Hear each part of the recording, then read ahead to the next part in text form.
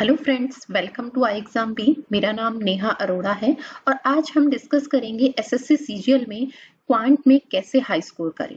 चलिए सबसे पहले हम बात करते हैं कि क्वांट में हमें स्कोर करना है तो हमारे को कौन से ऐसे 3 पिलर हैं जिनको बहुत स्ट्रॉन्ग करना होगा। तो देखिए, अगर हमें किसी भी सब्जेक्ट के रिगार्डिंग बात करते हैं, सिर्फ अगर हम क्वांट की बात कर रहे हैं, ठीक है, तो हमारे 3 ऐसे बेसिक पिलर है जिसके लिए हमें क्वांट के लिए क्या है, उन्हें जरूर स्ट्रॉन्ग करना पड़ेगा। सबसे पहला अगर पिलर की बात करें तो क्या है, एक्यूरेसी। हमारी क्वांट में एक्यूरेसी बहुत अच्छी यानी 100% होनी चाहिए। सेकेंड अगर हम बात करते हैं कि हमारे पास अगर हमें क्वांट में स्कोर करना है तो क्या चीज सबसे बेस्ट, हमारा कौन सा पिलर स्ट्रॉन्ग होना चाहिए, वो है सेकेंड पिलर इज स्पीड। ठीक है, and next one is calculation. सबसे पहले बात करते हैं एक्यूरेसी की। एक्यूरेसी आएगी कैसे, एक्यूरेसी कैसे हम स्ट्रॉन्ग कर सकते हैं। जब हमारा क्वांट में हम किसी भी चैप्टर को पढ़ते हैं तो हमारा कॉन्सेप्ट बहुत ही क्लियर होना चाहिए। ठीक है, किसी भी चैप्टर को जब भी हम पढ़ते हैं तो हमारे को हर क्वेश्चन को करते वक्त ये चीज ऑब्जर्व करनी चाहिए कि इस क्वेश्चन की और भी कोई डायमेंशन हो सकती है या इस क्वेश्चन को और भी किसी मेथड से हम सॉल्व कर सकते हैं। ठीक है, जब हम ये ऑब्जर्वेशन किसी क्वेश्चन को सॉल्व करते हुए लाएंगे, ठीक है, तो हमारे कॉन्सेप्ट धीरे धीरे बहुत ही क्लियर हो जाएंगे और जैसे ही हमारे कॉन्सेप्ट क्लियर होंगे वैसे ही हमारी क्वांट में क्या है, एक्यूरेसी अपने आप इंक्रीज होगी। ठीक है, तो ये सबसे मेन पिलर होता है क्वांट में स्कोर करने के लिए, एक्यूरेसी। ठीक है, सेकंड पिलर की बात करते हैं। सेकंड पिलर अगर हम कहें क्वांट में स्कोर करने के लिए क्या स्ट्रांग होना चाहिए, हमारी स्पीड बहुत अच्छी होनी चाहिए। ठीक है, और स्पीड अगर हम बात करते हैं तो स्पीड कैसे आती है, स्पीड हमारी तब इंक्रीज होगी जब हम बहुत अच्छे से प्रैक्टिस करेंगे। ठीक है, प्रैक्टिस करने के भी तरीके हैं कि प्रैक्टिस किस तरीके से करनी है। सबसे पहले अगर हम बात करते हैं, हम किसी भी चैप्टर को पढ़ते हैं, ठीक है, तो सबसे पहले उस चैप्टर्स की हमें क्या है, क्वेश्चन सॉल्व करने हैं। ठीक है, जब हम फर्स्ट टाइम किसी क्वेश्चन को सॉल्व कर रहे हैं तो तब सिर्फ हमें कॉन्सेप्ट को समझना है और क्वेश्चन की ऑब्जर्वेशन करनी है कि क्वेश्चन में और किस मेथड से हम इसे सॉल्व कर सकते हैं या और क्या चेंजेस हो सकते हैं या क्वेश्चन की और डायमेंशन क्या हो सकती है। पर जब उसी क्वेश्चंस को जो हमने फर्स्ट टाइम जो चैप्टर पढ़ लिया है और जब हम उसे सेकंड टाइम करना चाहते हैं, ठीक है, जब हम उसे सेकंड टाइम करते हैं तो हमें ये चीज ध्यान से ऑब्जर्व करनी है कि हमारी उसमें टाइम कितना कंज्यूम हो रहा है। ठीक है, तो तब हमें सेकंड टाइम जब भी हम करेंगे तो हम अकॉर्डिंग टू टाइमर करेंगे। ठीक है, और जब नेक्स्ट टाइम उसके बाद अगेन दोबारा प्रैक्टिस करेंगे तब भी हम उसे टाइमर के अकॉर्डिंग ही करेंगे कि हम एक क्वेश्चन को करने में कितना टाइम ले रहे हैं। ठीक है, तो सबसे मेन चीज जो है, अगर हमारी स्पीड की बात करते हैं तो स्पीड डिपेंड करती है प्रैक्टिस पे। जब भी हम किसी क्वेश्चन को फर्स्ट टाइम करेंगे तो जाहिर सी बात है कि हम क्या करेंगे, टाइम कंज्यूम करेंगे। ठीक है, हमारा उसमें टाइम ज्यादा जाएगा। पर उसी क्वेश्चन को अगर आप सेकेंड टाइम करते हैं या थर्ड टाइम करते हैं तो पहले से हमारा टाइम क्या हो जाएगा, उस क्वेश्चन को सॉल्व करने का डिक्रीज हो जाएगा। ठीक है, तो प्रैक्टिस ही एक ऐसा मेथड है जो हमारी स्पीड को क्या करता है, इंक्रीज करता है। ठीक है, तो ये हमारा सेकंड स्ट्रॉन्ग पिलर है क्वांट में स्कोर करने के लिए, स्पीड अच्छी होनी चाहिए। ठीक है, जो हमारी प्रैक्टिस से आएगी। अब थर्ड हमारे पास इसमें जो मेन पिलर है वो क्या है, कैलकुलेशन। ठीक है, कि हमारी कैलकुलेशन क्वांट में बहुत अच्छी होनी चाहिए।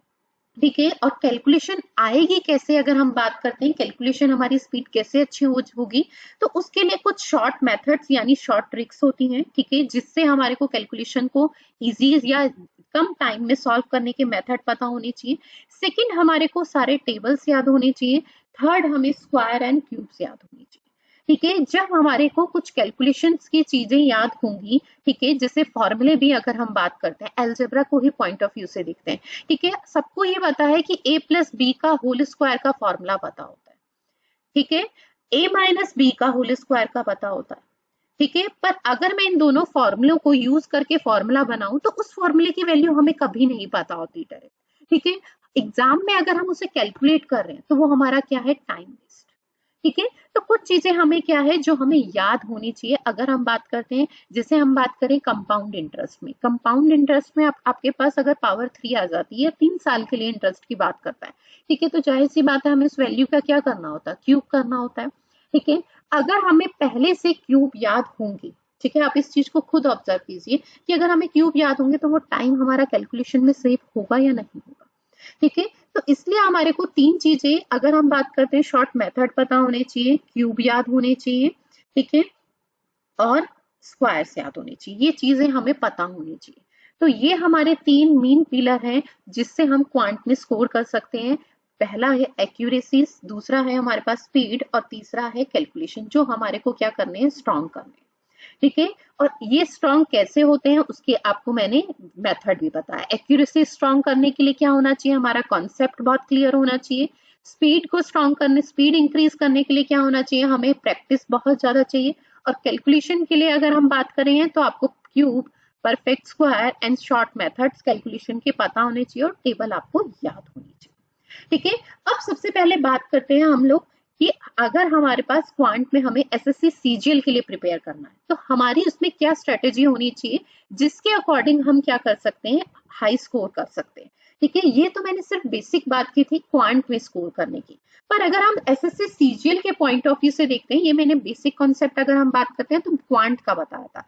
अब बात करते हैं कि अगर हमें एसएससी सीजीएल में क्वांट में स्कोर करना है तो हमारे को मेन कॉन्सेप्ट क्या क्लियर होना चाहिए और किस तरीके से क्या स्ट्रेटेजी होनी चाहिए पढ़ने की।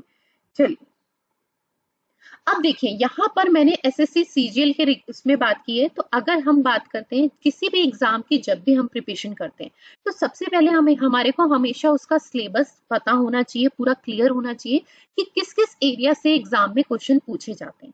तो मैंने यहीं पर यही चीज ऑब्जर्व करने के लिए सारी टेबल आपके सामने ड्रॉ की है कि हमने लास्ट 4 ईयर्स के क्या है पेपर्स मैथ क्वांट के में जो चैप्टर वाइज क्वेश्चन आए हैं, ठीक है, उसका वेटेज इसमें ड्रॉ किया हुआ है। तो हमें जो भी हमें प्रिपरेशन करनी है तो सबसे मेन चीज क्या कही जाती है, प्रिपरेशन तो सब करते हैं, पर अगर हम बात करते हैं प्रिपरेशन की, स्मार्ट स्टडी हमारे सिलेक्शन में क्या होती है, एक इम्पॉर्टेंट पार्ट होती है। ठीक है, तो सिलेक्शन की अगर हम बात करें तो हमें वो एरिया सबसे पहले कवर करना होता है, वो एरिया हमें सबसे पहले स्ट्रॉन्ग करना होता है जहां से क्वेश्चन ज्यादा पूछे जाते हैं या जिन चैप्टर का वेटेज क्या होता है, ज्यादा होता है। इसी पॉइंट ऑफ व्यू को रखते हुए मैंने ये टेबल ड्रॉ की है और लास्ट 4 ईयर्स के क्वेश्चंस के अकॉर्डिंग है ये। 2016, 2017, 2018, 19 की बात करें या 20 की बात करते हैं, इनमें जो भी एग्जाम कंडक्ट हुए, ठीक है, उसमें क्वांट में जितने भी चैप्टर्स हैं उन चैप्टर्स में आए हुए क्वेश्चंस का वेटेज है। ठीक है, अगर मैं कहती हूँ कोई भी स्टूडेंट बोलता है मैम मेरा रेशियो तो बहुत स्ट्रांग है, मुझे रेशियो चैप्टर ना बहुत अच्छा लगता है और मेरा रेशियो चैप्टर क्या है, बहुत स्ट्रांग पार्ट है। ठीक है, एवरेज भी बहुत स्ट्रांग पार्ट है, सिंप्लीफिकेशन भी बहुत स्ट्रांग पार्ट है, ठीक है, और टाइम एंड स्पीड भी और SICI भी, पर मेरा ना एडवांस मैथ स्ट्रांग नहीं है। ठीक है, तो क्या मैं स्कोर कर सकता हूँ, तो ये आपके सामने ही है। अगर आपके ये 4 चैप्टर स्ट्रांग हैं और ये 4 चैप्टर स्ट्रांग नहीं है, suppose geometry, trigo, algebra and percentage की ही बात कर लेते हैं या DI की बात कर लेते हैं, इन 4 चैप्टर्स की।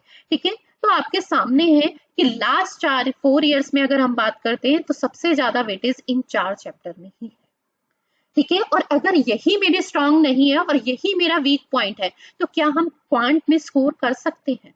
ठीक है, तो क्वांट में कैसे स्कोर करते हैं वो मैंने आपको स्टार्टिंग में भी बताया, पर हमारे को सबसे सेकंड थिंग हमें क्या करनी है कि हमें एसएससी सीजीएल में क्वांट में कैसे स्कोर करना है, उसके लिए भी स्ट्रेटेजी हमें समझनी होगी।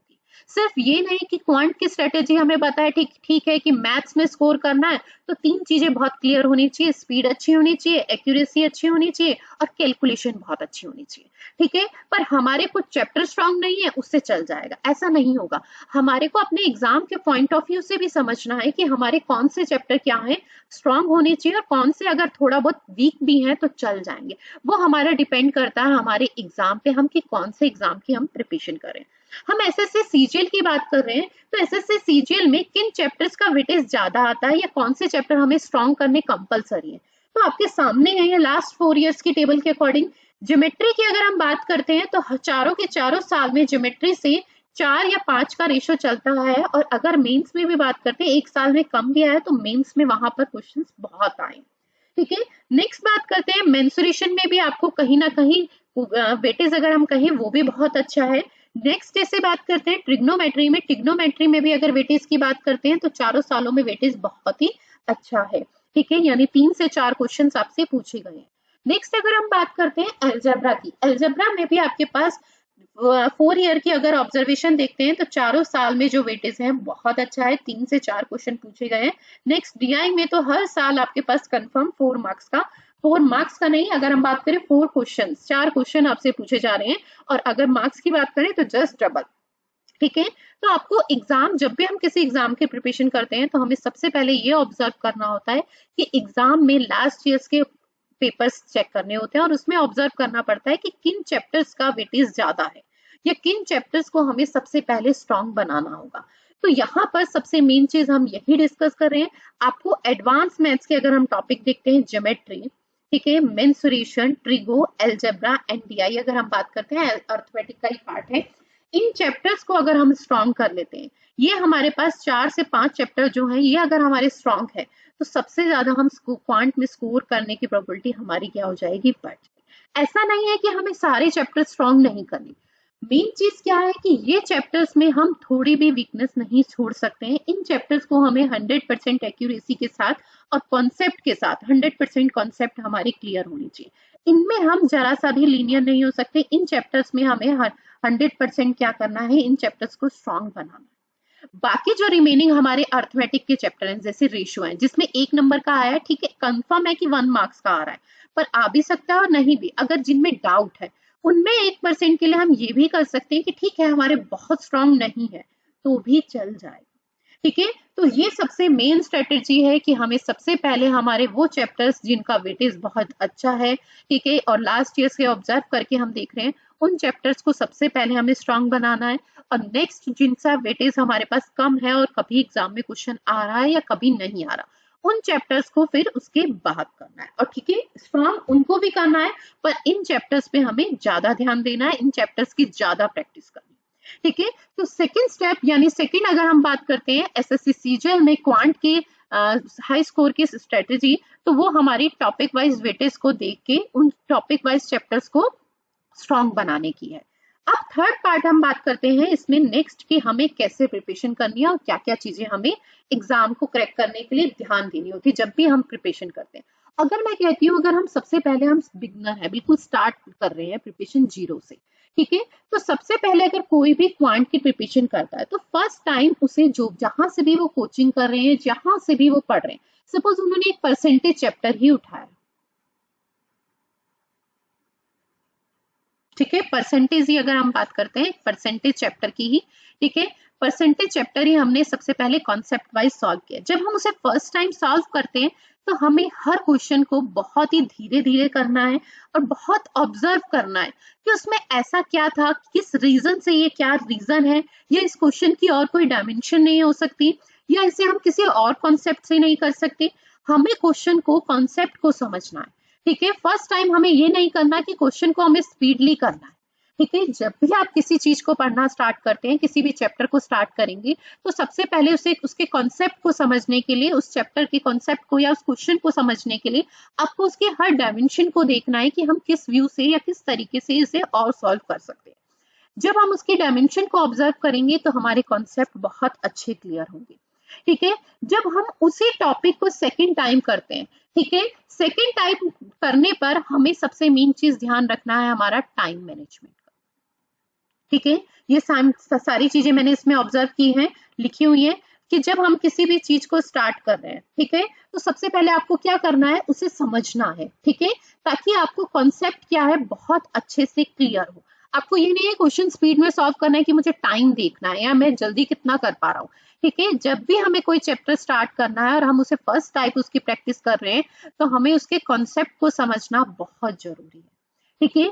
हर क्वेश्चन की डायमेंशन देखना बहुत जरूरी है, हर क्वेश्चन को हम किस किस व्यू से देख सकते हैं और किस किस व्यू से सॉल्व कर सकते हैं, ये हमारे लिए बहुत कंपलसरी है, तभी हमारे कॉन्सेप्ट क्या होंगे, क्लियर होंगे। सेकेंड चीज हमें इसमें क्या ऑब्जर्व करनी है, जब हम उस क्वेश्चन को सेकेंड टाइम कर रहे हैं या उस चैप्टर को सेकेंड टाइम कर रहे हैं, तब हमें ये ध्यान रखना है कि हम उस क्वेश्चन को करते वक्त हमें टाइमर का यूज करना है, ठीक है, कि हम कितने कम टाइम में से सॉल्व कर पा रहे हैं। यही फंडा हमारे पास अगर हम बात करते हैं, यही कॉन्सेप्ट सेकंड और थर्ड टाइम में हमेशा होना चाहिए, ठीक है। और एक चीज मैंने स्टार्टिंग में हमेशा ऑब्जर्व की है, जब भी हम सिलेबस कर रहे हैं, हमें क्वांट की प्रिपरेशन करनी है, तो आपको अपने कोर्स को, सिलेबस को 2 से 3 बार कंपलसरी करना ही करना। जब तक आप हर चैप्टर को 2 से 3 बार उस चैप्टर की प्रैक्टिस शीट नहीं कर लेते, तब तक आप उसकी स्पीड की बात करें या कॉन्सेप्ट की बात करें, तो उस चैप्टर के कॉन्सेप्ट क्लियर नहीं होंगे, ठीक है। ये कंपलसरी है, अगर आपको एग्जाम क्वांट में स्कोर करना है तो हर चैप्टर को 2 से 3 बार आपको क्या करना पड़ेगा, उस कोर्स को कंप्लीट करना पड़ेगा, ठीक है। सेकेंड ऑब्जर्वेशन आपके पास, अगर हम बात करते हैं कि जब हम एग्जाम के प्रिपरेशन कर रहे हैं तो हमें लास्ट 5 years के पेपर्स को जरूर सॉल्व करना चाहिए। ठीक है, एसएससी सीजीएल की बात करते हैं तो वहां पर तो सबसे मेन चीज यही है कि लास्ट 5 years के क्वेश्चंस रिपीट होकर हमेशा आते ही आते हैं। ठीक है, तो आपको लास्ट 5 years के क्वेश्चंस को बहुत अच्छे से ऑब्जर्व करना चाहिए कि किस किस चैप्टर से क्या वेटेज है उनका और किस क्या क्या क्वेश्चन एग्जाम में पूछे जा रहे हैं। ठीक है, क्या उनका स्टैंडर्ड है। थर्ड, आपके पास आपको जो भी आप जब भी आप प्रिपरेशन करते हैं तो आप जिस भी मटेरियल से पढ़ रहे हैं, जो भी आपके पास स्टडी मटेरियल है वो रिलेवेंट होना चाहिए। ऐसा नहीं है हम किसी भी बुक से पढ़ लें या किसी भी इंस्टीट्यूट का फॉलो कर रहे हैं या कोई भी पीडीएफ डाउनलोड करके हम उसे सॉल्व कर रहे हैं। जितनी भी, अगर हम पीडीएफ की बात करते हैं, जो भी आपके पास पीडीएफ बहुत से इंस्टीट्यूट्स ने डाली हुई है वो रिलेवेंट बहुत कम होती है। तो कोशिश कीजिए कि जो भी हम स्टडी मटेरियल यूज करें वो रिलेवेंट होना चाहिए। ठीक है, और नेक्स्ट अगर इसमें मैंने बात की वही सेम चीज, जब हम स्टार्ट करते हैं क्वांट पढ़ना तो सबसे पहले जब फर्स्ट टाइम करेंगे तो हमारा कॉन्सेप्ट क्लियर होना चाहिए। और कॉन्सेप्ट क्लियर करने के लिए क्या है, हमें हर क्वेश्चन को बहुत धीरे धीरे करना है और उसे समझना है, उसे टाइम देना है कि उसमें क्या कॉन्सेप्ट है और क्या उसकी डायमेंशन चेंज हो सकती है, किस तरीके से और किस व्यू से मैं उसे कर सकता हूँ। ठीक है, और उसी चैप्टर को जब हम सेकंड टाइम करते हैं और थर्ड टाइम करते हैं तो हमें स्पेशली ध्यान रखना है हमारे टाइमर का, टाइम मैनेजमेंट का। ठीक है, और सबसे मेन चीज आपके पास एग्जाम में हम कभी कभी क्या करते हैं, एक ही क्वेश्चन पे बहुत ज्यादा टाइम वेस्ट कर देते हैं। ठीक है, हमें ये पता ही नहीं चलता, हम उस क्वेश्चन को बहुत इंटरेस्टिंग तो समझते हैं।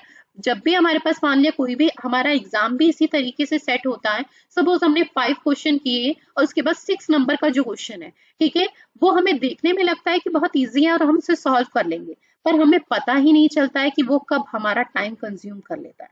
ठीक है, तो ये हमारे पास आर्ट ऑफ स्किपिंग जिसे कहते हैं, हमारे को क्वेश्चन को स्किप करना पता होना चाहिए कि कौन सा क्वेश्चन हमारा टाइम कंज्यूम कर लेगा।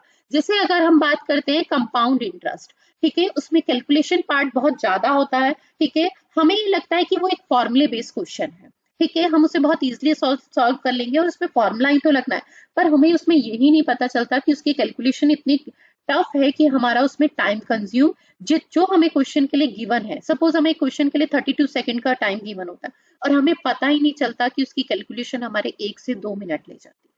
ठीक है, तो आपको ये चीज भी पता होनी चाहिए एग्जाम के पॉइंट ऑफ व्यू से कि कौन सा क्वेश्चन हमें स्किप करना है जिसे जो हमारा टाइम कंज्यूम कर रहा है। ठीक है, तो ये चीज भी आपको क्या है, प्रैक्टिस से ही समझ आएगी कि कौन सा क्वेश्चन आपको अटेम्प्ट करना है और कौन सा क्वेश्चन आपको छोड़ना।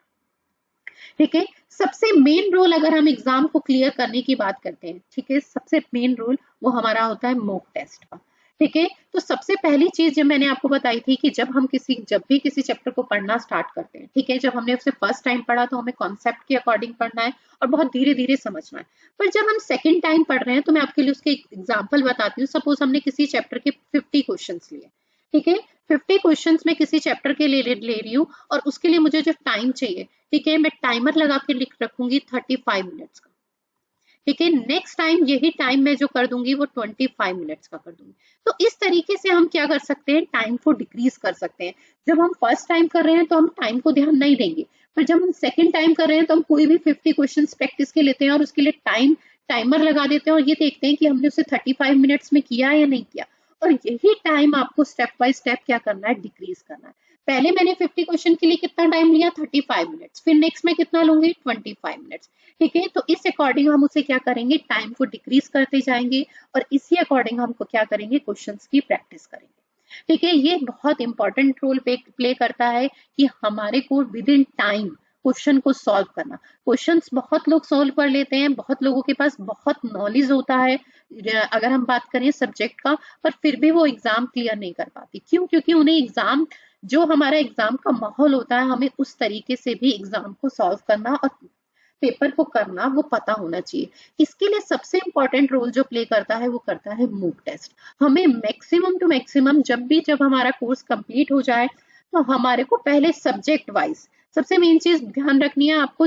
अगर सबसे मेन पहले बात करते हैं कि सबसे पहले जब भी हम चैप्टर पढ़ रहे हैं तो चैप्टर वाइज मॉक टेस्ट लगाने, फिर आपको सब्जेक्ट वाइज, जैसे हम मैथ्स की बात करते हैं, क्वांट की, तो फिर आपको मैथ्स का एक पूरा प्रॉपर प्रैक्टिस सेट लगाना है 25 क्वेश्चंस का। ठीक है, उसके लिए आपको टाइम फिक्स करना है 15 मिनट्स का। ठीक है, जब आप सेक्शन वाइज कर लेंगे, आपके पास 4 सेक्शन एग्जाम में होते हैं, maths, reasoning, GS and English. ठीक है, देन उसके बाद आप ओवरऑल एक एग्जाम का। ठीक है, इस तरीके से ये स्ट्रेटेजी होती है मॉक टेस्ट लगाने की। पहले चैप्टर वाइज लगाना चाहिए, फिर हमें सेक्शन वाइज, देन हमें कंप्लीट। ठीक है, तो इस तरीके की स्ट्रेटेजी को अगर हम फॉलो करते हैं तो हमारा एग्जाम में क्वांट में हम सबसे हाई स्कोर कर सकते हैं। ठीक है, ये हमारे लिए मोस्ट इंपॉर्टेंट है। इस तरीके की स्ट्रेटेजी अगर फॉलो करते हैं तो एग्जाम में क्वांट में स्कोर करना कोई बड़ी बात नहीं। ठीक है, चलिए